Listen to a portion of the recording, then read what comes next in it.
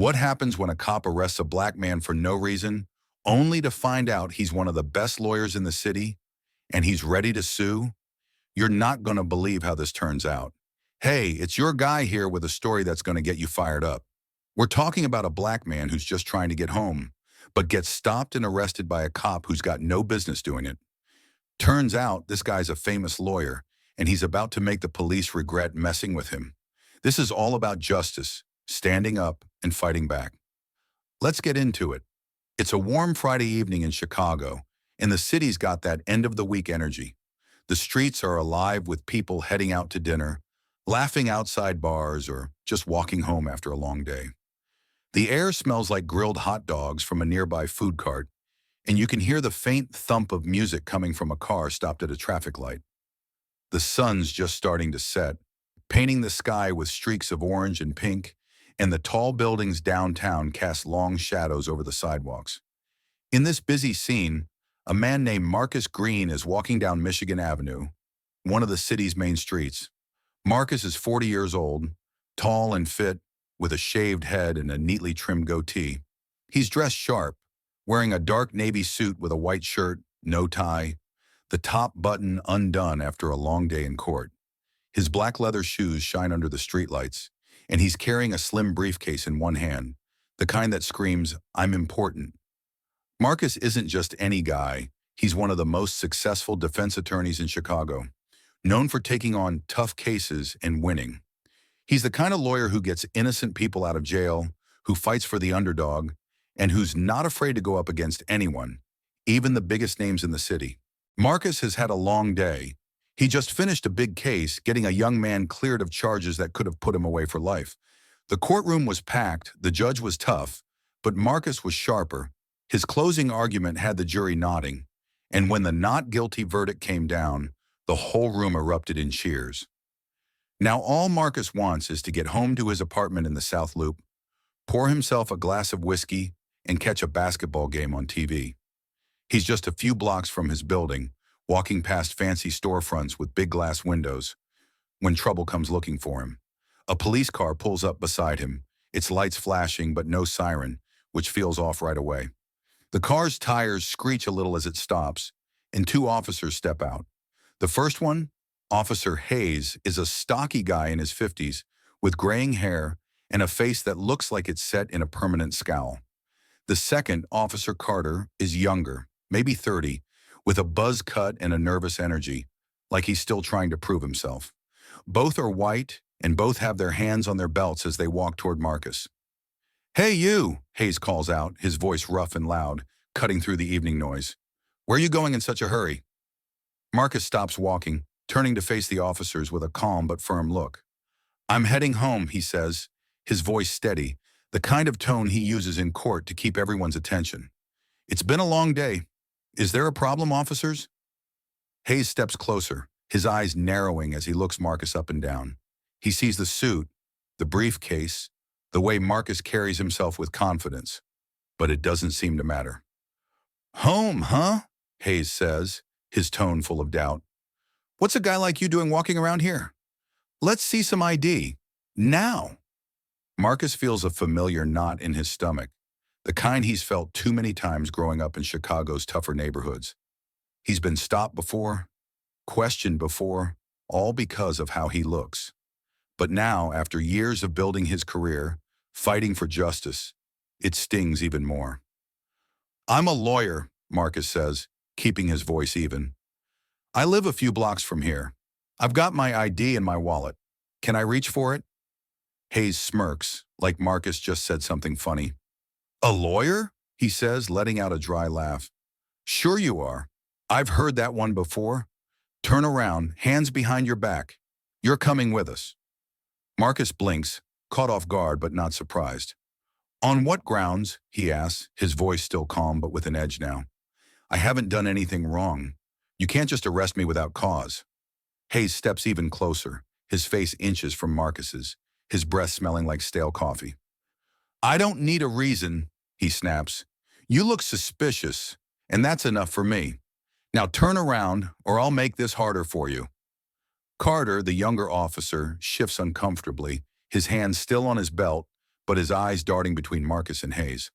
Maybe we should just check his ID, Carter says quietly, his voice unsure. But Hayes shoots him a look that shuts him up fast. Marcus knows he could argue. He's a lawyer. He knows his rights. But he also knows how these situations can go south quick, especially for a black man, even one in a suit. He thinks about his mom, who always told him to be careful, even after he made it big. Don't give them a reason, Marcus, she'd say, her voice heavy with worry. So he takes a deep breath, sets his briefcase on the ground, and slowly turns around, letting Hayes cuff him. The cold metal bites into his wrists, and he feels a wave of anger, but he keeps his face calm, refusing to let Hayes see him sweat. Hayes and Carter lead Marcus to the patrol car, Hayes gripping his arm a little too tight as they walk. Marcus ducks into the back seat, the door slamming shut behind him with a loud thud. The car smells like old vinyl and sweat, and the plastic partition between the front and back seats is scratched up, covered in smudges. Hayes gets in the driver's seat, radioing into the station with a smug tone. "Got a guy on Michigan Avenue," he says into the mic. "Acting suspicious, no ID, bringing him in for questioning." Marcus sits quietly, his hands cuffed behind him, his mind already working through what's next. He's not scared. He's been in tougher spots than this. Like the time he defended a client against a corrupt prosecutor who tried to intimidate him with threats. But he's angry, the kind of deep, burning anger that comes from knowing this isn't about what he did, but about who he is. He thinks about his first big case, when he got a kid off a robbery charge that would have sent him to prison for 20 years. That kid's mom hugged Marcus outside the courthouse, tears streaming down her face, thanking him for giving her son a second chance. That's why Marcus does what he does, for people who can't fight for themselves. And now here he is, fighting for his own dignity. They pull up to the precinct, a big concrete building with a faded sign out front that says Chicago Police Department. Inside, it's a mess of noise and chaos. Phones ringing, officers shouting, a woman at the front desk arguing with a cop about a parking ticket. Hayes leads Marcus to a small interrogation room, a cramped space with a metal table, 2 chairs, and a flickering light bulb overhead. The walls are a dull gray, scratched up with years of wear, and there's a one-way mirror on one side that Marcus knows someone's probably watching through. Hayes uncuffs Marcus but doesn't let him sit right away. "All right, tough guy," Hayes says, crossing his arms. "You say you're a lawyer? Prove it. Where's your ID?" Marcus rubs his wrists, the red marks from the cuffs still fresh, and nods toward his briefcase, which Carter's holding. "It's in there," he says, his voice steady. "My wallet, my bar association card, my business card. Check for yourself." Carter opens the briefcase, pulling out a sleek black wallet and flipping through it. He pulls out a driver's license, a bar association card, and a business card with Marcus's name on it. Marcus Green, attorney at law. Carter's eyes widen a little, and he hands the cards to Hayes, who glances at them and scoffs. "Anyone can print a business card," Hayes says, tossing the cards on the table. "You're not fooling me. Sit down. We're going to have a little chat." Marcus sits, his posture straight, his hands resting on the table. "You're making a big mistake," he says, his voice calm but with a fire behind it. "I'm not just any lawyer. I'm Marcus Green. I've won cases against the city before. Big ones. And if you don't let me go, I'm going to sue your department for wrongful arrest, racial profiling, and excessive force. You'll be lucky to keep your badge when I'm done." Hayes laughs, but it's not as confident as before. "Sue us," he says, leaning forward, his hands on the table. "You think you're some hotshot lawyer? I've seen guys like you. Think you can talk your way out of anything. Well, not this time. You're staying right here until I say otherwise." Carter, standing by the door, looks nervous now, his fingers tapping against his leg. "Hayes, maybe we should check him out," he says quietly. "I've heard of Marcus Green. He's on the news sometimes. He's legit." Hayes shoots Carter a glare. "Shut up, Carter," he snaps. "I'm not buying it.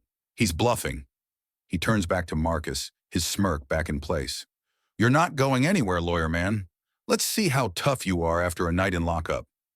Hayes leaves the room, slamming the door behind him, and Marcus lets out a slow breath, his hands clenching into fists for a moment before he forces them to relax. He knows he could call for a lawyer, ironic since he is one. But he also knows that'll take time, and he's not about to sit here all night. He thinks about his mom again, how she'd tell him to keep his head up, even when things got ugly. "You're a fighter, Marcus," she'd say, her voice warm and steady. "Don't ever forget that." While Marcus waits in the interrogation room, things are starting to move outside. Carter, despite Hayes' orders, can't shake the feeling that they've messed up. He's seen Marcus on the news before. A big case last year where Marcus got a wrongfully convicted man out of prison after 15 years. Carter pulls out his phone, doing a quick search for Marcus Green, and sure enough, there he is. Articles, interviews, even a photo of him outside the courthouse, smiling after a big win. Carter's stomach drops, and he heads to the sergeant's office, knocking on the door with a shaky hand. "Sarge, we've got a problem," Carter says, his voice low. "The guy Hayes brought in, he's Marcus Green, the lawyer. The real deal. We need to let him go before this gets worse." The sergeant, a gruff older woman named Sergeant Davis, looks up from her paperwork, her eyes narrowing.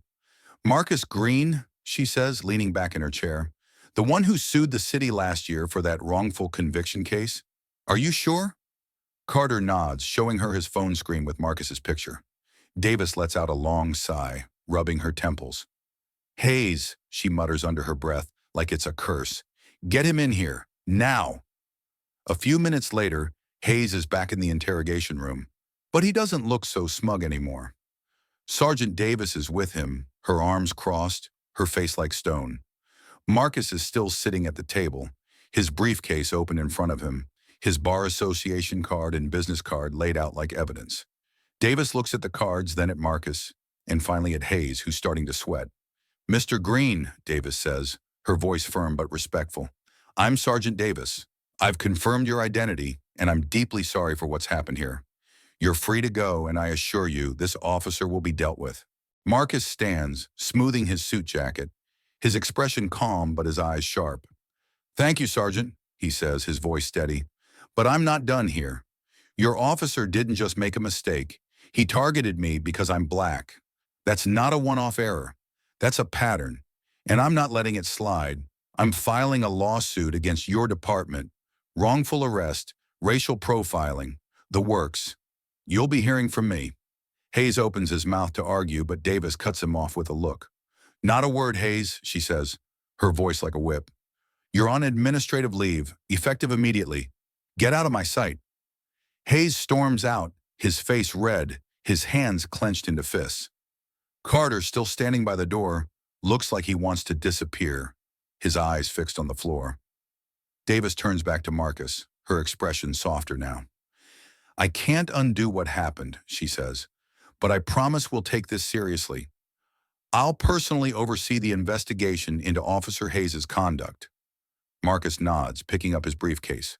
"I'll hold you to that," he says, his voice firm. "This isn't just about me. It's about every black person who's ever been stopped for no reason, who doesn't have my resources to fight back. Your department needs to change, starting now."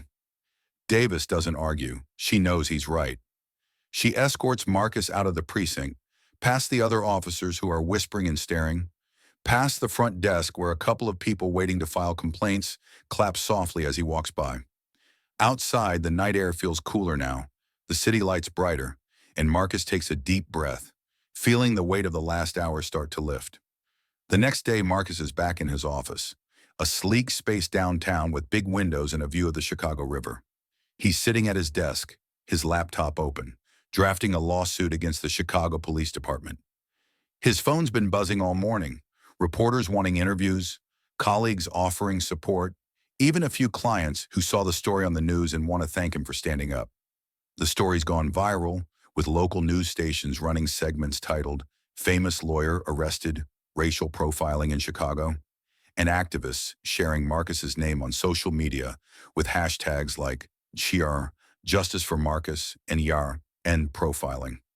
A week later, Marcus is in court, standing in front of a judge, laying out his case against the police department. The courtroom is packed.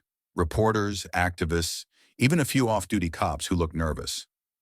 Marcus is in his element, his voice strong, his arguments airtight. He talks about the night of his arrest, about the way Hayes treated him, about the broader pattern of profiling in the city. "This isn't just my story," he says, his eyes sweeping the room. "It's the story of every black man who's been stopped, searched, arrested for no reason. We deserve better. We demand better." The judge rules in Marcus's favor, ordering the police department to pay damages and implement new training programs on racial bias and de-escalation. It's a big win, not just for Marcus, but for the whole community. The department announces changes the next day: new policies, new oversight, even a public apology from the police chief who promises to do better. Hayes doesn't come out of it so well. He's officially fired after the investigation, his record tarnished, his career over. Carter, the younger officer, keeps his job but gets a wake-up call. He starts speaking up when he sees other officers acting out of line, determined to be part of the change. Marcus keeps fighting, taking on more cases, using his platform to push for justice. He visits his mom a few days after the court ruling, sitting in her small kitchen on the south side, eating her famous cornbread while she tells him how proud she is. "You're doing what I always knew you would," she says, her eyes shining, "making the world better one fight at a time." This story isn't just about one bad arrest. It's about what happens when you refuse to stay quiet, when you use your power to make things right. Marcus Green didn't just win a lawsuit. He started a movement showing us all that justice isn't given. It's fought for. If this story got you fired up, hit that subscribe button for more like it.